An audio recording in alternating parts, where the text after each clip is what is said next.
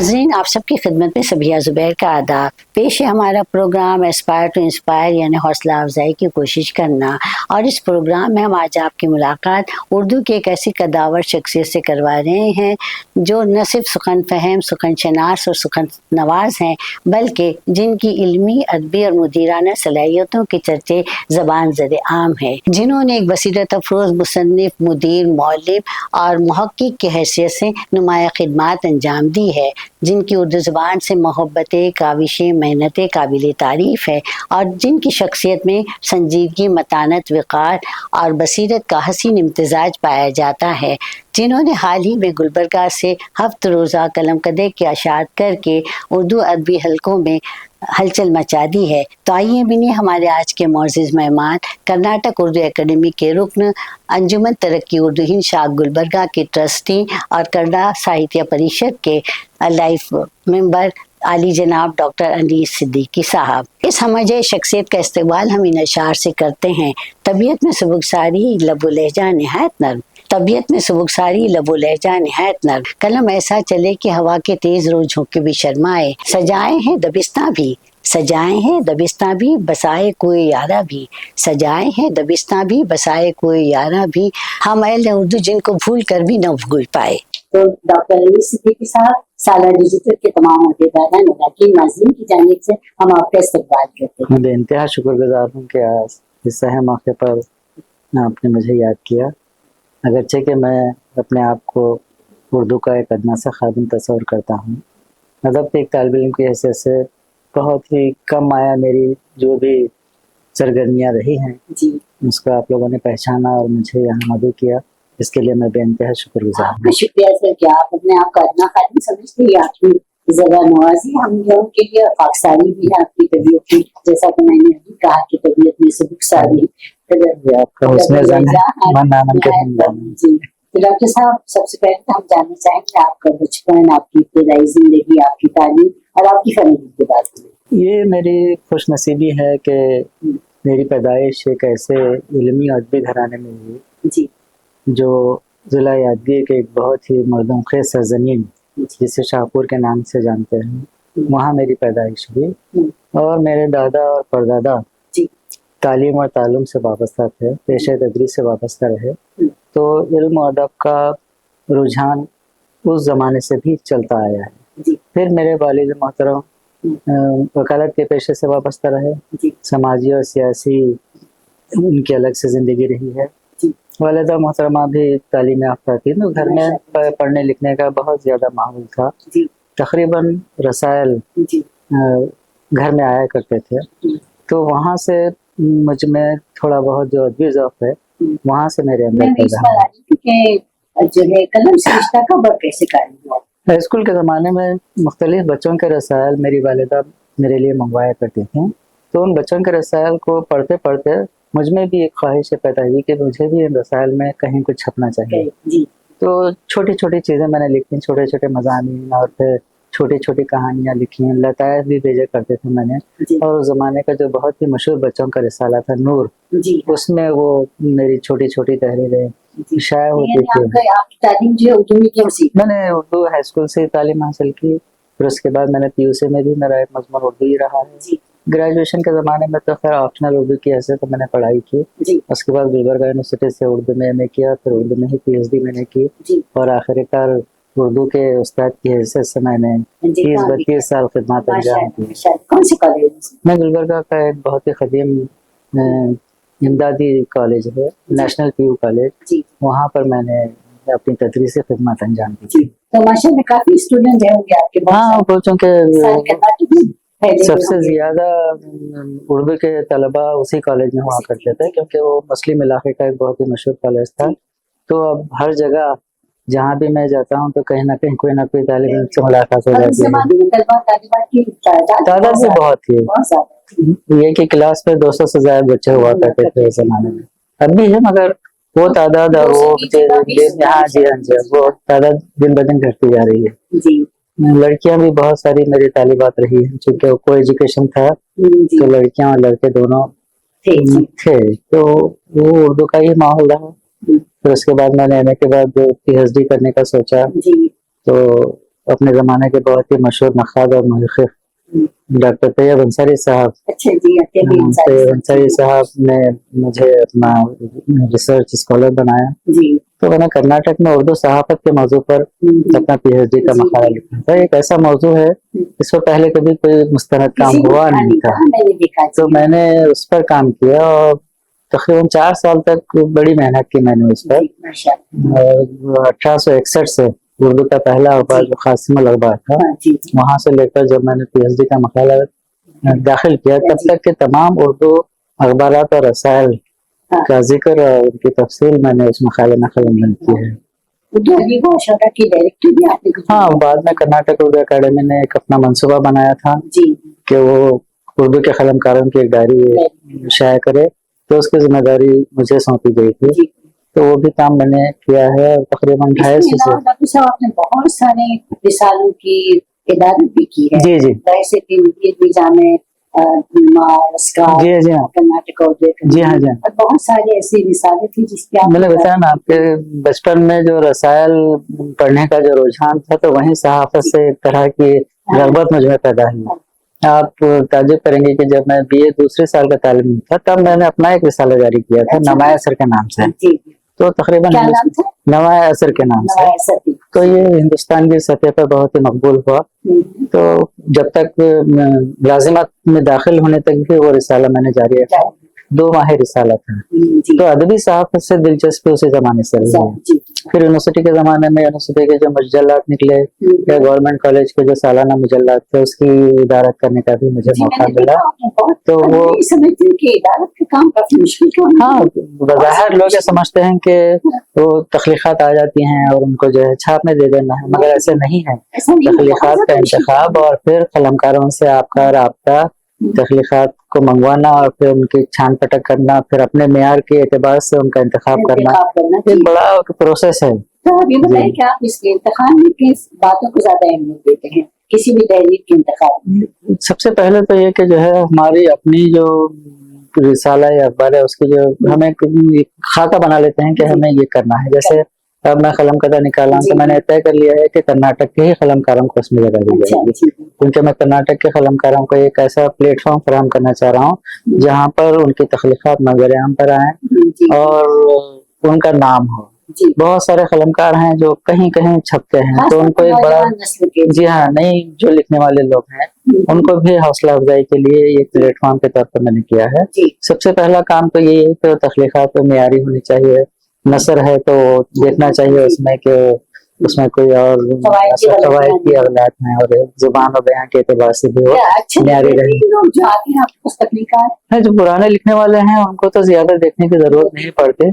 अब नई नस्ल जो आ रही है उनको फिर जरा ज्यादा ही देखना पड़ता है, सुधारना पड़ता है कहीं ज़ुबान और बयान के एतबार से। और बहुत अक्सर जगहों पर इमली की भी छोटी बड़ी गलतियाँ जो है हम देखने में आते हैं। तो सबसे बड़ी बात है डॉक्टर साहब, आजकल की नौजवान नस्ल जो है लिखना भी, हाँ, दरअसल मसला वही है, क्योंकि जुबान के लिखने का मामला ये है कि जब तक कलम आपके हाथ में ना हो तो आप नहीं कर सकते।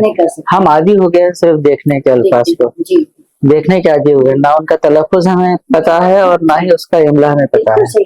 तो उस वजह से नई नस्ल में लिखने की बड़ी दुश्वारी है। मालूमात की तो पढ़ने का फुकदान तो है, जब से ये इलेक्ट्रॉनिक मीडिया आ गया, सोशल मीडिया आ गया और ये सारी चीजें आने से, तो नई नस्ल का किताब से या मुताले से जो रिश्ता है वो रिश्ता ही खत्म हो गया है। तो वो बड़ा अलमिया है। अब हम ये देख रहे हैं तो आने वाली और नस्लें कहाँ तक वो जाएगा, आगे क्या सूरत हाल होगी, उसके बारे में कुछ कह नहीं सकते। कि जो है ये बताइए कि कौन सी अदबी शख्सियत थी जिससे आप सबसे ज्यादा मुतासिर? स्कूल में तो जो हमारे असातिज़ा थे उनसे मैं बहुत इंस्पायर हुआ, उनसे बहुत मैंने सीखा है। बाद के दिनों में जो हमारे अतराफ जो कलमकार थे, गुलबर्गा में तो आप जानते हैं कि बहुत ही अच्छा अदबी माहौल वहाँ का रहा है। बहुत सारी शख्सियतें जो मेरे अतराफ थी, जिनमें आप देखते हैं कि मोहतरम वहाब अंगीब साहब हैं, मेरे असातिज़ा में आप देखते हैं डॉक्टर तैयब अंसारी हैं, डॉक्टर राही कुरैशी साहब हैं, और सहाफत के हल्का में आप देखते हैं कि जनाब हामिद अकमल साहब हैं। इस तरह के बहुत सारे लोगों के आपके उस्ताद ने? नहीं, उस्ताद नहीं, वो तो कभी सहाफत के मैदान में बहुत कुछ सीखा है मैंने उनसे। जी हाँ जी, बहुत सीनियर है, उनकी सोहबत में हमने बहुत कुछ सीखा है।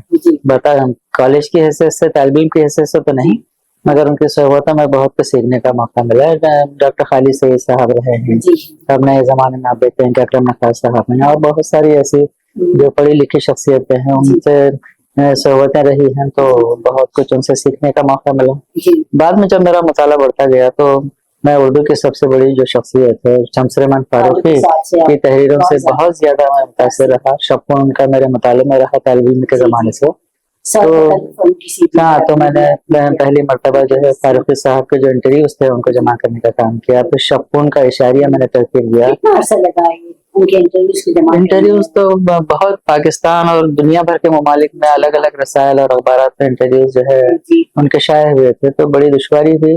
फारूकी साहब ने भी बहुत सारी चीजें फराहम की, तो वो एक दस्तावेजी हैसियत है उनके फारूकी साहब के नजरियात और उनके अफकार को समझने के लिए, जहाँ उनकी किताबें और मज़ामिन तो हैं ही, मगर उनके जो इंटरव्यूज हैं वो फारूकी साहब की खिदमत को और उनके जो अफकार हैं, उनके जो अदब के बारे में जो तस्वुरात हैं या जदीदियत का रुझान जैसे उन्होंने चलाया था, उसके बारे में आप वो एक किताब हवाले की किताब बन जाती है, सौ तकल्लुफ़ और उसकी सीखा जा सकता है। अच्छा डॉक्टर साहब, मैं पूछना चाहती हूँ, जैसे कि अभी आपने कहा कि डॉक्टर शमस-ए-रहमान फारूकी से आप जब बहुत ज्यादा मुतासिर रहे, तो उन्होंने 1966 में 1966 में शौक़ जारी किया था। तो आपने अभी जो कलम कदा रिसाला जारी किया है, तो क्या उसी की नहज पर तो नहीं है? नहीं, उसी की नहज पर तो नहीं है। उनका तो खैर जो न्याज है हम वहाँ तक नहीं पहुँच सकते, क्योंकि अदबी सहाफत से मेरी दिलचस्पी, जैसा मैंने बताया ना कि कॉलेज के दौर से रही है, तो मुख्तलिफ रिसालों की इदारत की जिम्मेदारी भी मैंने संभाली। और गुलबर्गा का सबसे मशहूर जो अखबार था KBN टाइम्स,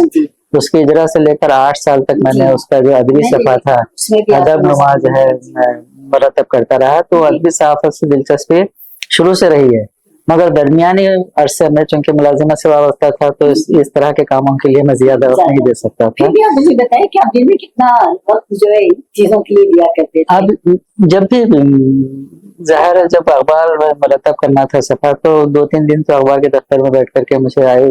और फिर आज की तरह का जमाना नहीं था जब वो टाइपिंग की, और उसकी आज जितनी सहूलतें हैं उस जमाने में नहीं थी, तो घंटों बैठ के प्रूफ रीडिंग करनी पड़ती है और वो सब चीजें, तो वो एक जुनून और दिलचस्पी है, तो वक्त निकल ही जाता है इसमें। अच्छा डॉक्टर साहब, मुझे बताइए कि कलम कदा गुलबर्गे से आपने अख्तरनामा जो है किया है रिसाला, और उसकी खूबसूरती के उसके इशार की बहुत ज्यादा चर्चा है कि आपने अरबी दुनिया में एक हलचल मचा ली है उसकी शुरुआत करके। तो मुझे बताइए कि कलम कदा को शुरू करने का क्या महत्व था? मैं बहुत दिनों से सोच रहा था कि कोई ऐसी डिजिटल अखबार निकाला जाए, क्योंकि आज का जो दौर है वो डिजिटल दौर है। आज प्रिंट मीडिया का वो आपको जो है रद्द-ए-अमल नहीं मिलता, तो मैंने सोचा कि एक ऐसा डिजिटल अदबी अखबार निकाला जाए। पहले तो सोच रहा था कि इसे तकरीबन 2-3 महीने से मैं उसके बारे में सोच रहा था कि उसको किस तरह से करना है। तो बाद में मैंने उसको अलग अलग उसका मैंने खाता बनाया, फिर उसको कर्नाटक की हद तक महदूद किया, पहले गुलबर्गा और उसके अतराफ, फिर उसके बाद सारी रियासत को शामिल करने का मैंने एक मकसद बनाया।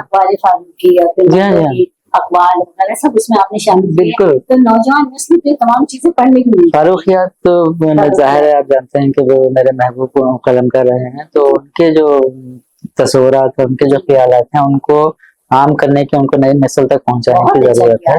और उसके साथ दूसरा जो हिस्सा है रोजमर्रा उर्दू का, उसमें उर्दू की बहुत सारी बुनियादी बातें हैं जो अच्छे पढ़े लिखे लोग भी नहीं समझ पाते, तो उनकी इस्लाह के लिए और छोटी छोटी चीजें उनकी शामिल करते हैं जी। पढ़ सकते हैं। तो वही मैंने पहले महानामा करने का सोचा, फिर 15 रोजा करने का सोचा, तो फिर मुझे लगा कि ये काफी डिस्टेंस हो जाएगा, दूर हो जाएगा, पंजाब ज्यादा हो जाएगा, तो उसके लिए मैंने सफात कम किए। पहले सफा 40-50 सफात पे करने का इरादा था, अब सफात को कम करके जो है जी हमेशा पढ़ती रही जी, और मुझे भी अभी भी बहुत कुछ सीखने के लिए मिलता है, तो वो जो है अपने कलमकारों को उसमें जगह दी जाए। और हम हमेशा से अदब में हमें कहते हैं कि इलाकाई तासुब नहीं है, मगर इलाकाई तासुब यकीनन है। हमारे बहुत सारे ऐसे कलमकार हैं जो शुमाल के किसी भी बड़े कलमकार के मुकाबले में हम उनको पेश कर सकते हैं, मगर उनकी वो पजीराई और उनकी वो कदर अफजाई नहीं होती जिसके कि वो मुस्तहिक है। और हमेशा हम जो है एक तरह के जहनी मरूबियत का शिकार रहे हैं शुमाली हिंद के कलमकारों से। तो मैं सोच रहा था कि हमारे इलाके के लोगों को भी हाँ हो जाता है जाहिर, क्योंकि वो समझते कि नॉर्थ के लिखने वाले ही बहुत हालांकि ऐसा बिल्कुल नहीं है। हमारे पास भी बहुत सलाहियतें हैं, हमारे पास भी जो है बहुत जेन्युइन कलमकार और फनकार पाए जाते हैं, मगर उनको जितनी शोहरत मिलनी चाहिए, जिनकी जितनी कदर अफजाई होनी चाहिए वो नहीं हो पा रही। तो एक छोटी सी मेरी कोशिश है कि यहाँ के कलमकारों को हम जो है नजर आम पर लाएं और उन्हें यहाँ पर ये पूछना चाहेंगे डॉक्टर साहब की उर्दू बेजार में इंतशार के माहौल में कोई किसी किस्म का रिसाला अखबार निकालना ज्वेशी लाना है, लेकिन आपने इतना बड़ा चैलेंज लिया, अब तो इस अब आपको किन चैलेंजेस का सामना करना पड़ रहा है? नहीं, अब सबसे पहले तो जो है मैं जो अब आज की तारीख में जो फेस कर रहा हूँ वो तख्लीकात का मिलना और उनका जो है इंतखाब करना है। तख्लीकात आ भी रही हैं तो वो उसके मेयार पर जो है आप देखना, फिर उसको जो है दोबारा भेजना उनको वापस करेक्शन करने के लिए, वो थोड़ी सी दुश्वारियां हैं। और जाहिर है इसमें कोई माली मनफियत तो है नहीं कि इसमें कुछ इश्तिहारात वगैरह का कुछ दखल है, तो जो कुछ भी है मैं अपने तरफ से उसको करने की कोशिश कर रहा हूँ। आप इसको मैं समझती हूँ कि जब आपका अखबार सारे चला देंगे तो आपको माली मनफियत का भी करना चाहिए। फिलहाल तो अगर इश्तिहार तक आ सके तो बड़ी अच्छी बात है। फिलहाल रोटी की तरक्की फरोख के लिए दूसरा और कोई मंशा इसमें है नहीं। और इस नीयत का मैं सारे हिंदुस्तान पर मेरी जो भी नजर रही है, मैंने देखा है कि इस तरह की कोई कोशिश पहले नहीं हुई, तो इसीलिए मैं इसको नया और उसमें बहुत सारे और टेक्निकल इम्प्रूवमेंट्स करने का मेरा इरादा है। उसकी एक अलग वेबसाइट बनाऊंगी। अच्छा डॉक्टर साहब ये बताइए कि आज हमारी उर्दू साहब खासतौर पर उर्दू डिजिटल जर्नलिज्म किस तरह जारी है, इसके बारे में बताइए। मैं समझती हूँ कि सहाफत जो है बहुत ही ज्यादा लोग जो छोटी छोटी हेडलाइंस के लिए हमारे जो नौजवान नस्ल के आजकल जो रिपोर्टर्स वगैरह है वो जो है एआई का शिकार वहीं से ले लेते हैं। चैट जीपीटी पे आप टाइप करते हैं और हेडलाइंस ले लेते हैं। आजकल एआई की वजह से आप देखेंगे कि मैंने बहुत अच्छा मजमून भी लिखा था पिछले दिनों, मैंने बताया था कलम की तरक्की नहीं आएगा तो मफलूज हो गए हैं, कलम भी मफलूज बिल्कुल। अब अच्छा लिखने पढ़ने वाला शख्स भी अब एआई का मोहताज हो गया। वो बिल्कुल भी अपने जहन की तवानाई को वो सर्व करना नहीं चाहता। कुछ भी वो सोचता है कि ये करना है तो वो उसे एआई से मदद ले रहा है। इसमें हो क्या रहा है कि नौजवानों की जो तख्लीकी जो सलाहियतें हैं वो तख्लीकी सलाहियतें मफलूज हो रही है। मैंने खुद भी देखा है। और अखबार में आप कुछ भी टाइप कर दीजिए आपको न्यूज बन जाएगी, तो वो जो है वो बाकी नहीं रहा। छोटी छोटी हेडलाइंस के लिए भी वो जो है बिल्कुल के लिए क्या मोहताज, बल्कि आप न्यूज भी वो बना रहा है। तरह की बीमारी है, इसकी तदादुक के लिए हम जो है हम सब मिलकर क्या कर सकते हैं? नहीं, अभी जो है साइंस एंड टेक्नोलॉजी की ये जो तरक्की है ये जाहिर है इंसान के फलाह के लिए है, इंसानी जिंदगी को आसानियां फराहम करने के लिए है और उसका हमेशा मुस्बत इस्तेमाल होना चाहिए। उसकी जगह आप अपने रास्तों को छोटा करने के लिए या कट शॉर्ट के लिए आप उसका इस्तेमाल करने लग जाए तो जाहिर है वो मुनासिब बात नहीं है। मगर आप देखेंगे कि एक दिन ऐसा आएगा कि ये कलम और कागज तो मौजूद ही नहीं रहेगा और जो थोड़ी बहुत जहनी जो उपज है लिखने पढ़ने की वो भी जो है एआई की नजर हो जाएगी। बिल्कुल, तो इसका कोई तदारुक हम नहीं कर सकते, कुछ भी नहीं कर सकते इसके बारे में। अब ये आप देखते हैं कि उसके नतीजे में हमारे पास जो है सारा जो अदब आप लिखा जा रहा है, बल्कि कई सहाफती तहरीरें मैं देख रहा हूँ वो सब एआई की जो है तैयार कर रहा है। बिल्कुल मैंने खुद तजुर्बा किया। अब आप देखेंगे मेरा तजुर्बा, मेरा कलम कदा का एक शुमारा सारी एआई की तख्लीकात पर मुश्तमिल है। एआई गजल भी लिख रही है, एआई जैसे नज़में भी लिखवा रहे हैं, आप ऐसे अफसाने लिखा रहे हैं। दिलचस्पी नहीं कुछ भी, दो शेर पढ़ने के बाद ही पता चल जाता है। जाहिर है वो तो एआई क्या करेगा कि वो अल्फाज को जोड़ देगा, रदीफ काफिया जोड़ देगा, मगर उसमें जो इंसानी जो एहसासात और जज्बात हैं वो तो जाहिर है उन तख्लीकात में मौजूद नहीं रहेंगे। तो मगर उसका अच्छा इस्तेमाल हो सकता है, मगर नई नस्ल जो है अपने आसानियों के लिए उसका दुरुस्त इस्तेमाल नहीं कर पा रही है। सहल पसंदी की तरफ जा रहा है। اپنا ذہن استعمال کرنے کی ضرورت ہی نہیں محسوس کر رہے ہیں نئے جو قلمکار ہیں، چاہے وہ ادیب ہو شاعر ہو، بے انتہا تشویشناک صورتحال ہے۔ آنے والے دور میں یہ ادب کس طرح کا تخلیق ہوگا، اس کی کیا صورتحال ہوگی، ابھی تو یہ ہے، اور ظاہر ہے آنے والے زمانے میں ادب کے بارے میں آپ سے بات کرنا چاہتی ہوں کہ ڈاکٹر صاحب ایک زمانے میں جب ہم پڑھا کرتے تھے طالب علم کیسے سے ہم نے ہمیشہ یہی سنا تھا کہ ادب اور زندگی کا جڑی لیکن اب ادب اور زندگی، ادب جو ایک زمانے میں زندگی کا ترجمہ ہوتا تھا، اب مجھے ایسا لگتا ہے کہ ادب زندگی کا ترجمہ نہیں رہا، ادب زندگی کا مفتی بن گیا، ثابت کریں گے ادب کے بارے میں آپ اور کیا کہتے ہیں؟ پہلے کا جو ادب تھا وہاں پر آپ دیکھتے ہیں کہ اس کے ادب کی اپنی اخلاقیات تھیں، ادب کی اپنے رسومیات تھے، اور پھر وہ ساری چیزیں تھیں، مگر اب وہ ساری چیزیں جو ہے ادب سے دور ہوتی جا رہی ہیں۔ اب وہ نہ اخلاقی خطرے باقی رہے ہیں، نہ وہ صالح ادب کا جو تصور تھا وہ باقی رہا نہیں ہے۔ اب صرف کیا ہے، سستی جذباتیت ہے، سنسنی خیزی ہے، اور یہ جو ہے ادب میں اب تیزی سے جو ہے داخل ہو رہی ہے۔ چھوٹے چھوٹے واقعات کو آپ جو ہے پیش کر رہے ہیں، جس طرح سے آپ خود بھی پیش نہیں کر رہے، مجھے یہ سب جب میں نے آپ کا شمارہ دیکھا قلم کا تھا تو پہلے شروع کے شمارے میں نے محسوس کیا کہ خاص ان کی لکھے ہوئے جی جی، لیکن بعد کا جو پانچواں معلوم ہے مجھے، تو مجھے پتا ہے کہ ان میں کون سی تخلیقات جو ہے تبازات ہیں اور کون سی یہ آئی کی تیار کر رہے ہیں۔ ہاں بالکل پتہ ہے، بالکل یقیناً بہت آسانی سے ہم اندازہ لگا سکتے ہیں کہ ہاں اس کی وہ یہ آئی کی جو نثر ہے، یہ آئی کی جو نظم ہے، ان میں الفاظ کے استعمال کا جو طریقہ ہے وہ بالکل ہی آپ دیکھیں گے، اور جملوں کی جو تعمیر ہے، جو تشکیل ہے اس کی، وہ بالکل آپ آسانی سے تھوڑا بہت آپ کو اندازہ ہو جائے تو آپ نشاندہی کر سکتے ہیں کہ یہ کسی انسانی ذہن کی تخلیق ہے یا یہ آئی کی تخلیق ہے۔ مگر مجبوری یہ ہے کہ اب اس میں ہو یہ رہا ہے کہ اچھے جو جنوین جو قلمکار ہیں وہ جو ہے شک کے دائرے میں ہیں، ان کو ڈر ہے کہ جو ہے ان کی تخلیقات بھی اسی حصے میں چلی جائیں گی، اسی زمرے میں چلی جائیں گی۔ یہ بتائیں کہ آپ استاد بھی رہ چکے ہیں، ویسے بھی استاد آپ کے کیا تجربات رہے ہیں؟ ایک اردو ادب کے استاد کی حیثیت سے میں نے ہر دور میں ہر سال میں نے کوششیں کی ہیں کہ بچوں میں ادبی ذوق کی آبیاری کی جائے، جو ہمارے پاس بہت زیادہ محفوظ ہیں۔ تو میری کوشش ہمیشہ رہی ہے کہ ادب، اس کے بعد نثر اور پھر شاعری، اور اس کی جو خصوصیات ہیں یا اس کی جو اہمیت ہے انسانی زندگی میں، اس کو میں نے ہمیشہ بچوں کے سامنے بیان کرنے کی کوشش کی ہے۔ اور مجھے خوشی ہے کہ میرے دورانیے میں جو ہے کئی قلمکار جو آج منظر پر ہیں، اس میں سے کئی میرے شاگرد بھی ہیں، جنہوں نے وہ کہتے بھی ہیں کہ جو ہے آپ سے میں نے جو ہے آپ کے لیکچرز کی وجہ سے میں نے لکھنے کی شروعات کی تھی۔ تو یہ حاصل ہے، اور اردو کے ٹیچر کی حیثیت سے کرنا بھی یہی چاہیے کہ ادب کا ذوق اس میں پیدا ہو، مطالعے کا رجحان پیدا ہو۔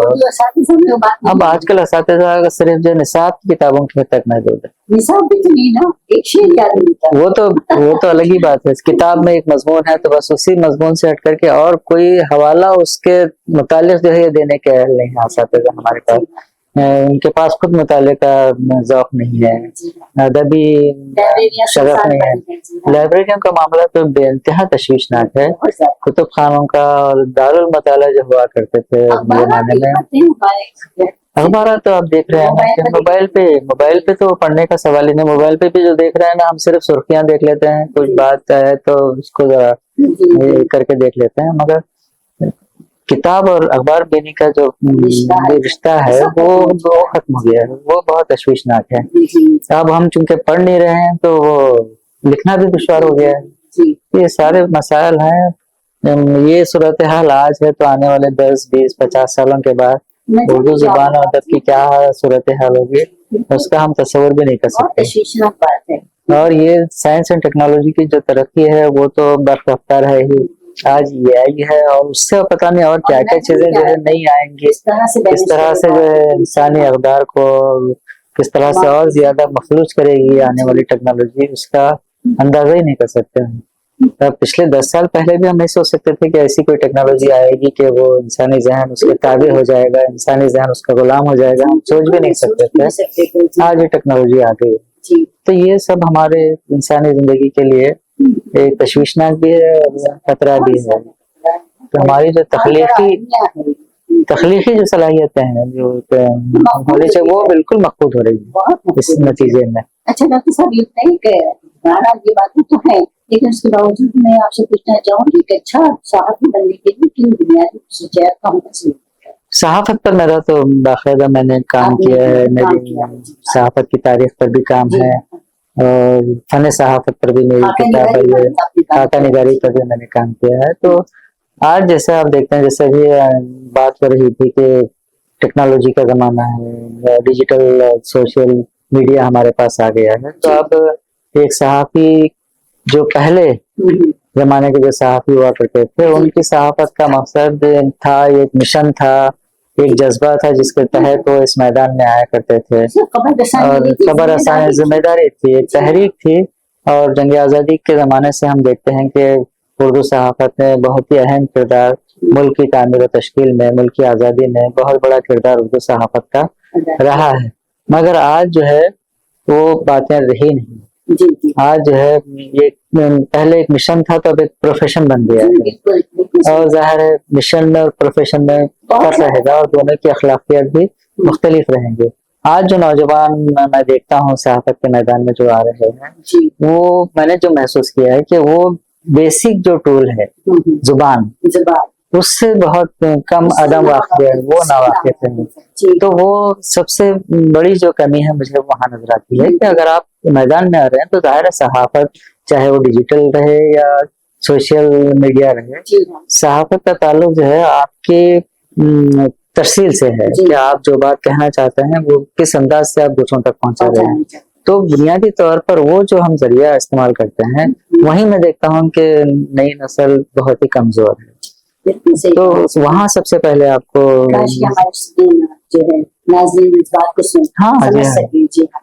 میں دیکھتا رہتا ہوں کہ وہ آج کل یوٹیوب چینلز کا بہت دورہ ہے, سوشل میڈیا پر مختلف جو ہے نوجوان کام کر رہے ہیں, مگر اردو زبان یا کوئی بھی زبان ہے زبان کی مبادیت سے ہی لوگ واقف نہیں ہیں.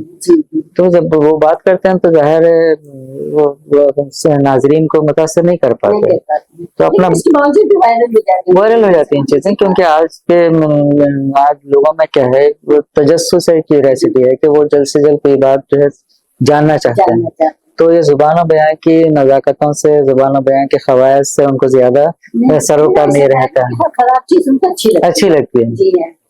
تو یہ جو تیز رفتاری ہے وہ سب چیزیں صحیح ہیں, مگر اس میں آپ دیکھیں گے کہ صحافی کو جیسے ہونا چاہیے کہ ایماندار ہونا چاہیے, سچ بیانی اس میں رہنی چاہیے, صداقت ہونی چاہیے اور اس میں تمیز ہونی چاہیے کہ جو ہے ہر بات خبر نہیں بن سکتی, کون سی بات کو خبر بنانا چاہیے, کون سی بات کو جو ہے عوام کے سامنے پیش کرنا ہے, وہ تمیز ہونی چاہیے. ہم ہر چھوٹے بڑے واقعے کو ہم سمجھتے ہیں کہ یہ نیوز ہے, خبر ہے, دراصل ایسا نہیں ہے. نیوز کی جو اپنی جو ضرورتیں ہیں اس اعتبار سے آپ کو دیکھنا چاہیے کہ کون سی چیز قارئین تک پہنچانی چاہیے ناظرین تک کون سی چیز کس طرح سے پہچانی. اب وہ صرف سنسنی ہے, جذباتیت ہے اور جلد سے جلد لوگوں تک اپنی بات پہنچانے کی ایک ہوڑ لگی ہوئی ہے کہ کوئی بات جو ہے کسی اور چینل پر آنے سے پہلے ہمارے پاس سے وہ چلی جائے. تو اس دور میں بہت ساری فیک چیزیں آ رہی ہیں, بہت ساری جعلی چیزیں آ رہی ہیں, افواہوں کا بازار گرم ہے اس میں. یہ ساری سب باتیں ہیں, لیکن اس کے باوجود میں پوچھنا چاہوں کہ اردو زبان کی ترقی ترویج اور فروغ کے لیے ہم کیا کر سکتے ہیں؟ یہ بہت ہی بنیادی سوال ہے اور اس پر بہت سنجیدگی سے غور کرنے کی, نہ صرف غور کرنے کی بلکہ اس پر عمل کرنے کی جو ہے شدید ضرورت ہے. ہمارے پاس اردو انجمنیں ہیں, اردو تنظیمیں ہیں, اردو اکیڈمی ہے اور اس طرح کے کئی ادارے ہیں جو اردو کے لیے کام کر رہے ہیں, مگر جس نہج پر, جس طریقہ کار سے ہمیں اردو کے فروغ کے لیے کام کرنا چاہیے وہ بنیادی طور پر نہیں ہو رہا ہے. ہم عام طور سے سمجھ رہے ہیں کہ ہم مشاعرے ہم نے کرا دیے, ہم نے سیمینارز کرا دیے اور اس طرح کی سرگرمیاں اردو کے فروغ میں معاون ہے ایسا ہم سمجھ رہے ہیں. دراصل ایسا نہیں ہے. ہمیں اردو کو فروغ دینا ہے تو ہمیں زمینی سطح سے ہمیں کام کرنا چاہیے. کی بات کی ڈاکٹر صاحب, میں ایسے سمجھتی ہوں کہ ہمارے آج کل کی شعراء میں یا ادیبوں میں بالکل نہیں, بالکل نہیں. وہ کیا کہہ رہے ہیں سمجھ میں نہیں آتا. शेर ऐसा होना चाहिए कि सुनते के साथ आपके हाँ जाहिर है जी हाँ रख सके, जैसे कि जोशमली आबादी का शायद मुझे याद नहीं कि जोशमली आबादी का शेर है या किसी और शायर का, लेकिन मुझे ऐसा लगता है जोश साहब का ही शेर है, पियो शराब जवानों के मौसम में धुले, जी पियो शराब जवानों के मौसम में धुले, हमें भी याद वो अहद शबाब आता है। तो इस तरह की बात आज नहीं नौजवान नस्ल के साथ हम कहाँ कर ही नहीं सकते, और बातें उनको समझ में नहीं आएंगी क्योंकि वो उनकी तरबियत उस तरह के माहौल में हुई नहीं है। जी तो ये सब दुश्वारी है। तो हमें जमीनी सतह से उर्दू के फरोग के लिए काम करना चाहिए। जहाँ आप देखेंगे कि नई नस्ल में कहाँ स्कूल, प्राइमरी स्कूल और हाई स्कूल के जमाने में आप बच्चों को जो है उर्दू इतनी तो पढ़ा देनी चाहिए कि वो लिख पढ़ सकें। डॉक्टर साहब ये बताइए कि जो अरबी के मदारिस जो चलते हैं जहाँ पर कुरान वगैरह की तालीम दी जाती है बच्चों को, तो क्या ऐसा नहीं हो सकता कि उन बच्चों को अरबी के साथ साथ उर्दू भी पढ़ाई जाए? तो उर्दू जुबान से मैं करना चाहूंगा कि अब हिंदुस्तान में उर्दू के फरोग के लिए या उर्दू को जिंदा और बाकी रखने के लिए ये जो दीनी मदारिस हैं ये बहुत अहम किरदार अदा कर रहे हैं। जी हाँ, वहाँ जो नस्ल पल रही है, बढ़ रही है, वो बहुत अच्छी उर्दू से वाकिफ है। जुबान बयान के एतबार से भी, क़वायद के एतबार से भी, तलफ़ुज़, और चूंकि वो उनका पस मंज़र अरबी का रहता है ना, तो वो जो है बहुत अच्छी उर्दू बोलते हैं और उनमें शेरी ज़ौक़ भी हम देखते हैं, अदबी ज़ौक़ भी हमें नजर आता है। तो ये मदारिस बहुत अच्छा काम कर रहे हैं। तो हम सबको मिलकर जो है मदारिस का जो है दौरा करना चाहिए, वहाँ पर बताना चाहिए कि अरबी के साथ साथ इन बच्चों को उर्दू जुबान सिखाई जाए, तो वो काम होना चाहिए। और उससे ज्यादा अहम काम यह है कि जो अंग्रेजी मीडियम के मदारिस हैं, जो हमारे अक़लियती तालीमी इदारे जो चला रहे हैं, तो वहाँ हमें तीसरी जुबान की हैसियत से उर्दू की तदरीस का इंतजाम करना चाहिए। और औलिया तलबा से, औलिया तलबा को हम ये कहें कि आप अंग्रेजी मीडियम में जरूर तालीम दिलाइए अपने बच्चों को, मगर ऐसे अंग्रेजी मीडियम स्कूल्स में आप दाखिल कराइए जहाँ पर तीसरी जुबान की हैसियत से उर्दू की थर्ड लैंग्वेज के तौर पर उर्दू की तदरीस का इंतजाम है। तो वहाँ थर्ड लैंग्वेज में तालिब इल्म छठी जमात से, जमात शशम से वो 10वीं जमात तक उर्दू पढ़ता है, और वो चूंकि निसाब का हिस्सा है तो उसे एग्जाम भी लिखने पड़ते हैं, उसे मार्क्स भी लेना पड़ता है, तो वो लाजिमन जो है वहाँ उर्दू पढ़ना पड़ता है, सेकंड लैंग्वेज पढ़ना चाहिए। हमारे पास जो हमारे औलिया तलबा की जो ज़हनियत है ये है कि जो है अगर हम थर्ड लैंग्वेज उर्दू पढ़ाएंगे तो समझते हैं कि जो है वो हम अंग्रेजी मीडियम में नहीं पढ़ा रहे हैं। थर्ड लैंग्वेज की हैसियत से हर अंग्रेजी मीडियम स्कूल्स में हिंदी पढ़ाई जाती है। मेरा उनसे ये सवाल है कि आपके बच्चे को हिंदी पढ़ने से क्या फायदा है? कोई फायदा नहीं है आपको। मादरी जुबान पढ़ने से उसके जो फवायद हैं वो तो अपनी जगह ही। अलग अलग जगहों पर हमने थर्ड लैंग्वेज को पढ़ाने के लिए बहुत कोशिशें की हैं। गुलबर्गा में बाद स्कूल्स में थर्ड लैंग्वेज की हैसियत से उर्दू पढ़ाई जा रही है। तो कम से कम जो है वो अब हो ही रहा है कि आप औलिया तलबा को, वालिदिन को आप ये नहीं कह सकते कि आप बच्चों को उर्दू मीडियम में पढ़ाइए, क्योंकि अब उर्दू मीडियम में इसलिए भी नहीं पढ़ा सकते बच्चा, और वो उर्दू मीडियम स्कूल उस मेयार के नहीं है। उस मेयार के होंगे तो जरूर जो है पढ़ाई सकेंगे। उर्दू मीडियम स्कूल्स का वो मेयार नहीं है जो अंग्रेजी मीडियम स्कूल्स में है। तो आप जो है अगर हम कहें कि आप अपने बच्चों को उर्दू मीडियम में दाखिल कराइए तो वो उनके साथ ज्यादती होगी उनके साथ। तो हमारा ये मुहिम हमारी ये है, और रियासती सतह पर भी इसको चलाना चाहिए कि थर्ड लैंग्वेज की हैसियत से हर वो इदारे, कम से कम वो इदारे जो हमारे अक़लियती तालीमी इदारे हैं, वहाँ लाजिम किया जाए कि थर्ड लैंग्वेज आप उर्दू रखिए, हिंदी की जगह रखना है आपको, कोई और आपकी जरूरी जुबान को हटा करके नहीं, हिंदी की जगह आपको रखना है। तो आप थर्ड लैंग्वेज को अगर फरोग देंगे तो ये अंग्रेजी मीडियम स्कूल पढ़ने वाली पूरी जनरेशन जो है उर्दू से वाकिफ होगी। अब मैं आप हैं, इस तरह के और कुछ लोग होंगे जिनको उर्दू से दिलचस्पी है, तो वो अपने बच्चों को घरों में भी उर्दू पढ़ाते सिखाते होंगे, मगर ऐसे औलिया तलबा की तादाद बहुत ही कम रहेगी। अब स्कूल में बच्चा पढ़ेगा थर्ड लैंग्वेज की हैसियत से तो इतना काबिल हो जाएगा कि वो कोई अखबार पढ़ सके, कहीं कुछ पढ़ सके, और कुछ जो है उसकी समझ में भी आएगी, थोड़ा शेर व अदब है, इस तरफ जो है उसका थोड़ा सा रुझान बढ़ेगा।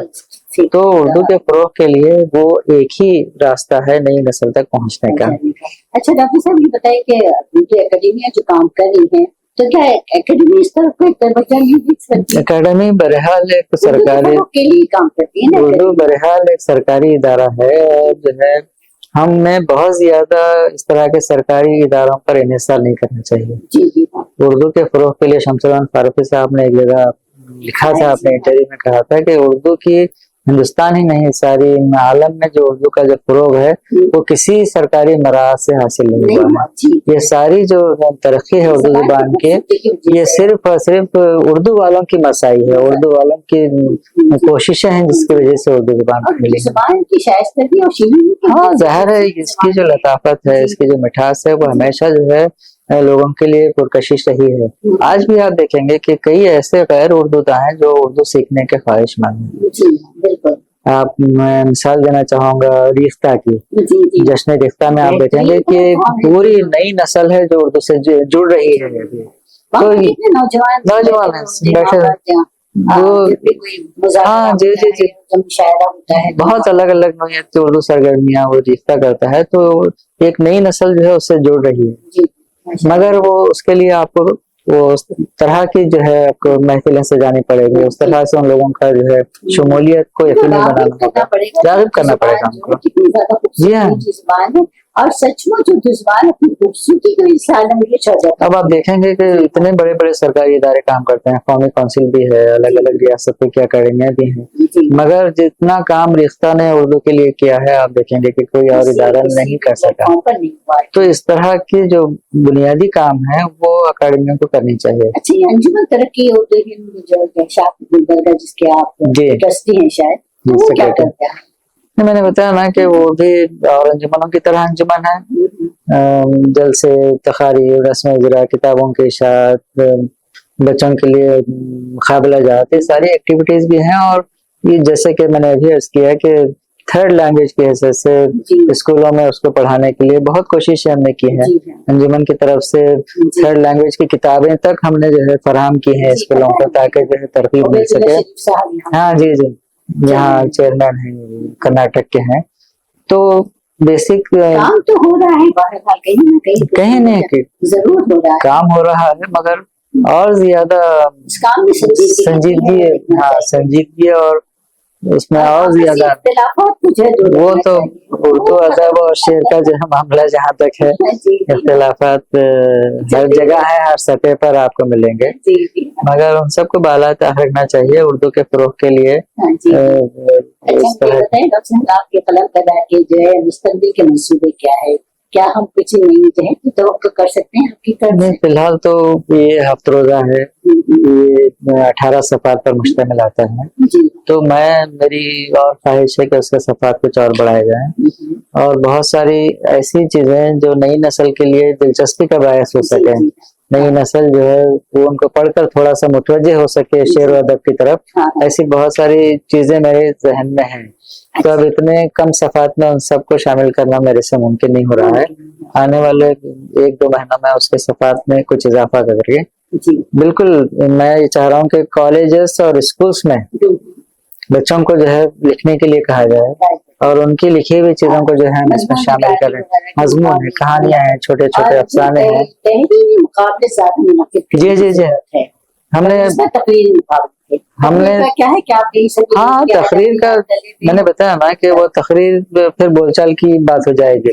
جب تک تحریراً جو ہے بچوں میں وہ مشق نہیں آئے گی، وہ مہارتیں نہیں پیدا ہوں گی، تو وہ ممکن نہیں ہے. تو ہم نے پچھلی بار جو ہے جو مقابلے منعقد کیے تھے، تحریری مقابلے، اس کے ساتھ افسانچہ نویسی کے مقابلے میں رکھے اسکولس میں، اور شعر فہمی کے مقابلے رکھے. اور ہم نے کیا کیا کہ اسکول کی جو نصابی کتابیں ہیں انہی میں سے اشعار ہم نے بچوں کو دیا، اور ان سے ان کے گلبرگہ میں ہم نے کیا تھا. تو اس طرح سے نئی نسل میں تھوڑا سا پھر ہم نے جو ہے خوش خطی کے مقابلے بھی رکھے تھے کہ بچے جو خوش خط لکھتے ہیں وہاں کا وہیں خوش خط ان سے لکھوائی کر گئے. نہیں تو اب وہ ہو کیا رہا ہے کہ نئی زمانے میں وہ خط کی اہمیت نہیں رہی، جو بات اس میں کہی جا رہی ہے وہ زیادہ ہے، ایسا لوگوں کا ماننا ہے. خط بھی جو ہے خوش خطی بھی اب تحریر کا اپنا ایک جو ہے تحریر اچھی ہونی چاہیے. جی ہاں اپنا ایک اس کا اردو کی جب بات کرتے ہیں جی جی جی تحریر اچھی ہونی میں تو چاہیے. سب سے پہلے تحریر جی ہاں جی ہاں مجھے ایسے لگتا ہے کہ مگر اب تو لکھنا ہی کم ہو گیا سب. آج کل جو ہے لیپ ٹاپ پہ ٹائپ ہو رہا ہے, موبائل میں ٹائپ ہو رہی ہیں چیزیں. قلم پکڑنے کے جو ہے مواقع بہت کم میسر آتے ہیں آج کل. اچھا ڈاکٹر صاحب یہ بتائیے کہ آپ کامیابی اور ناکامی کو کس طرح سے دیکھتے ہیں؟ کامیابی اور ناکامی زندگی کے سفر کا ایک حصہ ہے. جی جہاں انسان کامیابیوں سے دو چار ہوتا ہے وہیں ناکامیاں بھی اس کی قسمت کا ایک حصہ رہی ہے. میرا یہ ماننا ہے کہ کامیابیوں پر ہمیں خوش ہونا چاہیے, ناکامیوں سے ہمیں سیکھنا چاہیے. ناکامیاں ہمیں سبق سکھاتی ہیں, کامیابیاں ہمیں اور آگے کی طرف بڑھنے کے جو ہے حوصلہ افزائی کرتے ہیں.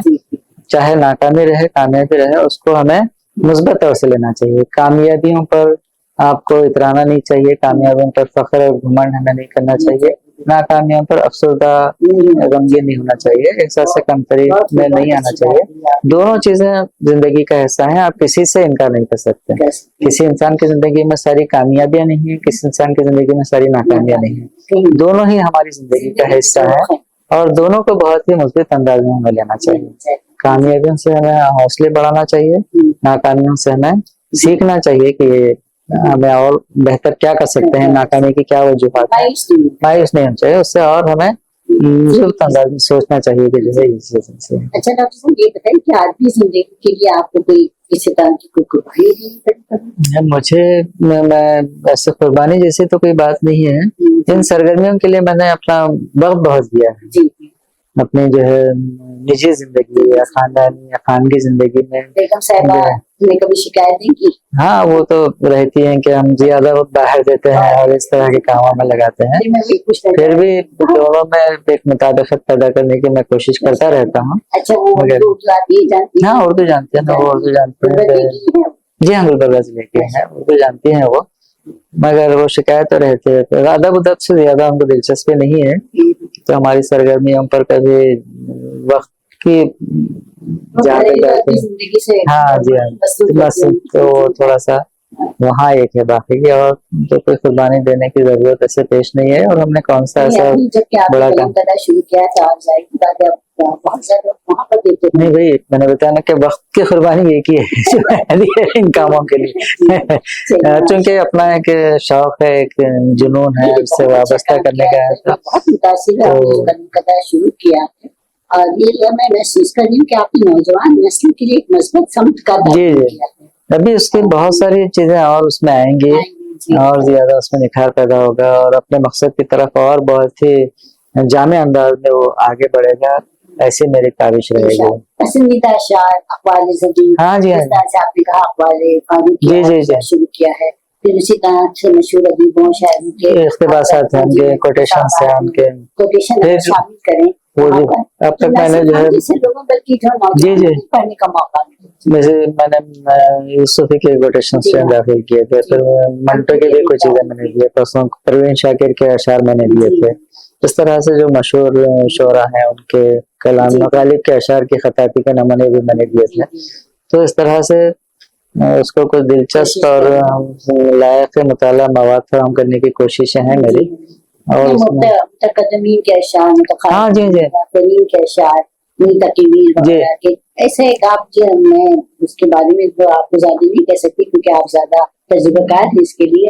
نہیں, کلاسیکل شعراء, کلاسیکل ادب سے نیا ادیب بالکل ہی دور ہے. میں پوچھنا ہی بھول یہ سوال آپ کو کہ جدید اردو ادب اور روایتی اردو ادب میں کیا فرق محسوس کرتے ہیں؟ دونوں اپنے رجحان کے اعتبار سے, دونوں اپنے اسلوب کے اعتبار سے کافی تفاوت ہے, کافی فرق ہمیں پایا جاتا ہے. کلاسیکل انداز جو تھا وہ اپنی جگہ تھا, پھر ترقی پسند تحریک آئی تو انہوں نے جو ہے موضوعات کو زیادہ اہمیت دی, اس میں جو ہے تشہیر تھی اور اس میں پروپیگنڈا ٹائپ کی چیزیں تھیں. ادب اس میں سے جو ہے کم ہوتا جا رہا تھا, اخبار کی نیوز بن گیا تھا. سب یہ ہوتا ہے کہ نثری شاعری کا آج کل بہت زیادہ رواج ہے, تو آپ نثری شاعری کو کیا اہمیت دیتے ہیں؟ نثری نظم کا ایک زمانے میں بہت زیادہ چلن تھا. اب جو ہے نثری نظموں کے لکھنے کا چلن بھی اب بالکل ہی ختم ہوتے جا رہا ہے. نثری نظمیں اب نہیں چل پائے. نہیں اس میں چونکہ جو ہے شاعری میں سب سے بنیادی شرط جو میں جانتا ہوں اس میں چاہیے آپ کو غنائیت، اس میں آپ کو چاہیے ترنم، اس میں جب کسی نظم میں آپ کو وہ نہیں ملے گا تو پھر وہ آپ کو متاثر نہیں کر پائے گی. تو مجھے نثری نظم کے الفاظ کا ایک مجموعہ ہے اور پھر کوئی خیال آپ پیش کر رہے ہیں، ٹھیک ہے اس میں ترتیب ہے، خیالات کا بہاؤ ہے، بولتے ہیں کہ ایک طرح کا آہنگ بھی اس میں ہوتا ہے. ہاں ہوتا ہے. بات کچھ اور جی جی. آج کل جو نثری نظمیں لکھی اب جا رہی ہے صرف جو ہے نثر کے جملوں کو آپ جو ہے توڑ کر کے مصرعوں کی شکل میں رکھ رہے ہیں اور اسے نثری نظم کہہ رہے ہیں، تو نہیں لگتا وہ. یہی وجہ ہے کہ نثری نظم زیادہ آگے تک نہیں بڑھ پائی. اگرچہ کہ آپ دیکھیے غزل کا جو فن ہے وہ نظم کے مقابلے میں زیادہ دشوار ہے. غزل کی اپنی پابندیاں ہیں، غزل کی اپنے جو ہے، مگر اس کے باوجود کئی شاعروں کو میں دیکھتا ہوں کہ ان کی شعری زندگی کی ابتدا ہی جو ہے غزل سے بھی ہے. ہاں تو وہ بڑا کمال ہے غزل کا کہ وہ اچھا سر چلتے ہیں ریپڈ فائر راؤنڈ کی طرف. ایک لفظ آپ اپنی شخصیت کو بیان کیجیے، ایک لفظ. میرے نام کا ہی حصہ ہے انیس. تو لکھنا یا پڑھنا کیا پسند کرتے ہیں؟ میں لکھنے پر پڑھنے کو ترجیح دیتا ہوں. اچھا جی. کتاب یا موبائل؟ موجودہ زمانے میں تو موبائل. ابھی ہم موبائل کی اس کی ضرورت کے بارے میں بات کر رہے ہیں. اچھا خاموشی ہے گفتگو؟ خاموشی. پسندیدہ وقت برائے تحریر؟ رات کا وقت. رات کے وقت. استاد یا شاگرد آپ کس کردار میں زیادہ اپنے آپ کو اچھا؟ شاگرد. صحافت یا ادب؟ صحافت. ماشاء اللہ. ایک خوبی جو آپ سمجھتے ہیں کہ کس رائٹر میں ہونی بہت زیادہ ضروری ہے؟ ایمانداری اور اپنے کام کے تئیں اس کی سنجیدگی. اچھا ایک لفظ جو آپ کے کام کی پہچان ہے؟ اس کا جواب تو میں اپنے طور پہ میں نے ذہن میں سوچا آپ کے کام کی پہچان جو ہے میرے خیال سے اثر انگیز ہے جی جو متاثر کر سکتا ہے. جی تنقید یا تعریف؟ تنقید. تنقید پسند. جی. اچھا ڈاکٹر صاحب آپ ہمارے ناظرین کو کیا پیغام دینا چاہیں گے؟ میں جیسے ابھی میں نے کہا آپ نے ناکامی اور کامیابی کی بات کی تھی نا کہ آپ ہر انسان کی زندگی میں ہر دور سے گزرتی رہتی ہے، تو ہمیں اپنے زندگی میں اور اپنے رویوں میں ہمیں بہت ہی مثبت رہنا چاہیے. اچھی جو انسانی اعلیٰ اقدار ہیں ان کو اپنے اندر پیدا کرنے کی، ان کے اپنے اندر شامل کرنے کی ہمیں کوشش کرنی چاہیے. اور ہر بات کے دو پہلو ہیں، چاہے وہ منفی رہے یا مثبت رہے. ہمیں دیکھنا چاہیے کہ ہمیں اپنے لیے کون سی راہ کا انتخاب کرنا ہے. اور جیسا کہ میں نے بھی بتایا کہ کامیابیوں پر نازا نہیں ہونا چاہیے، ناکامیوں پر جو ہمیں افسردہ یا احساس کمتری کا شکار نہیں ہونا چاہیے. اور جہاں تک اردو کی بات ہے تو اس میں ہمیں کسی طرح کا مدافعت کا انداز نہیں اپنانا چاہیے. ہمیں پراؤڈ سے فخر سے کہنا چاہیے کہ ہماری مادری زبان اردو ہے اور جہاں ضروری ہے اس کا استعمال ہمیں کرنا چاہیے. ایک آخری بات جو میں کہنا چاہوں گا، جو فاروقی صاحب بھی اخبارہ کہا کرتے تھے کہ اردو زبان جب آپ بول رہے ہیں تو اردو زبان میں ہی بات کیجیے. آپ ہم اپنی زبان میں، بول چال کی زبان میں کئی ایسے انگریزی کے الفاظ جن کے بہت آسانی سے اردو میں مترادفات ہمیں مل سکتے ہیں، ان کا بھی ہم جو ہے استعمال کرتے ہیں، تو اس سے ہماری زبان کی جو لطافت ہے، زبان کی جو شیرینی ہے، وہ جو ہے اس سے بہت زیادہ متاثر ہو رہی ہے. آپ ایک جملہ کسی سے سنیں گے تو اس میں جو ہے یہ دو الفاظ اردو کے رہیں گے، دو الفاظ انگریزی کے رہیں گے. تو یہ اردو کی خوبصورتی کو یا اردو کی جو روایتی جو حسن ہے زبان کا، وہ اس سے متاثر ہو رہا ہے. تو یہ چند باتیں ہیں، اس کا خیال رکھنا چاہیے تاکہ ہم اپنی زندگی میں بھی اور جو زبان کے ہم ماننے والے ہیں، جو ہماری مادری زبان ہے، اس کا بھی ہم اس طرح سے حق ادا کر سکیں. ڈاکٹر صاحب آپ کا بہت بہت شکریہ. ہم آپ کی تحریر سے مشہور ہیں کہ آپ نے اپنی قیمتی مصروفیات میں سے وقت نکالا اور ہمارے ناظرین کو بہت ہی زیادہ فکر انگیز باتوں سے مستفید کیا. ناظرین آپ نے دیکھا، آپ نے سنا، یہ تھے ہمارے آج کے معزز مہمان ڈاکٹر انیس صدیقی صاحب. ڈاکٹر صاحب کی فکر انگیز باتوں سے ہم نے یہ سیکھا کہ صحافت صرف ایک خبر رسانی کا ذریعہ نہیں بلکہ ذمہ داری ہے، اور ادب صرف الفاظ کا کھیل نہیں بلکہ احساسات کی دنیا ہے. ڈاکٹر صاحب کے رسالے قلم کدہ کے اشعار سے نوجوان نسل کو نئی سمت کا پتہ ملا ہے، اور یہ نئی سمت نوجوان نسل کو حوصلہ، رہنمائی اور تحریک کا ذریعہ بنے گی۔